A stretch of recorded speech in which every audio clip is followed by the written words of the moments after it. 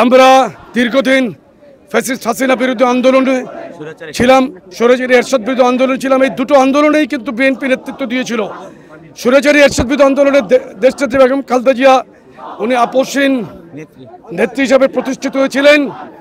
এই ফ্যাসিস্ট হাসিনা বিরোধী আন্দোলনে বিএনপির ভারপ্রাপ্ত চেয়ারম্যান জনাব তারেক রহমানের নেতৃত্বে সারা বাংলাদেশে বিএনপি তার অঙ্গ সংগঠন সমূহ, যুবদল, ছাত্রদল, স্বেচ্ছাসেবক দল সহ সকলেই রাজপথ থেকে এই অত্যাচারী শেখ হাসিনাকে আমরা মোকাবেলা করেছি। এখানে প্রত্যেকেই আমাদের নেতৃবৃন্দ জেল জুলুম হুলিয়াকে উপেক্ষা করে আমরা মাঠে ছিলাম।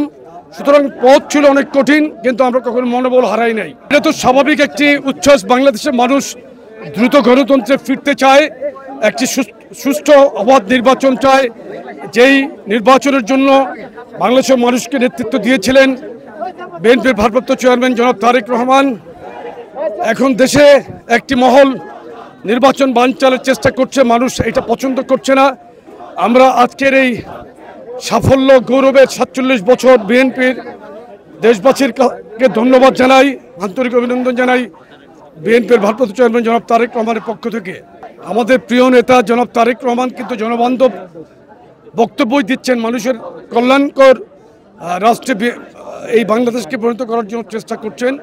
এটা উনি দায়িত্বে, বিএনপি জনগণের ভোটে রাষ্ট্র ক্ষমতা আসলে উনি প্রধানমন্ত্রীর দায়িত্ব নিলে ইনশাল্লাহ আমি মনে করি উনি বাংলাদেশকে একটি উন্নত বাংলাদেশ এবং উনি বাংলাদেশকে একটি সিস্টেমেটিক্যালি পরিবর্তন করবেন ইনশাল্লাহ।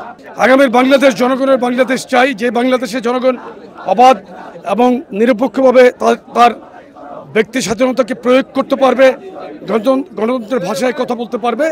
আমরা কোনো মব চাই না, মব মুক্ত বাংলাদেশ চাই, সন্ত্রাস মুক্ত বাংলাদেশ চাই।